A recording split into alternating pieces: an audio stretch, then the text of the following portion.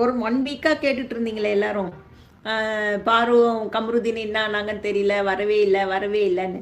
நேற்று fan meet பண்ணார் போல இருக்கு கம்ருதீன். வீடியோ பார்த்தீங்களா? ஷேர் பண்ணியிருக்காரு. அவருக்கு எவ்வளோ பெரிய மாலை, அதில் வேற அந்த பூலேயே க்ரௌன் வேற. என்னம்மா இது கொஞ்சம் ஓவராக தெரியல. எஸ்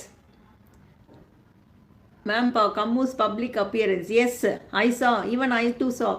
எல்லாம் அதுதான். அங்கே பார்த்துட்டு அதுக்கப்புறம் வீடியோ காலில் பேசியிருக்கார் போல இருக்குது வினோத் கிட்ட, என்னன்னு தெரியல.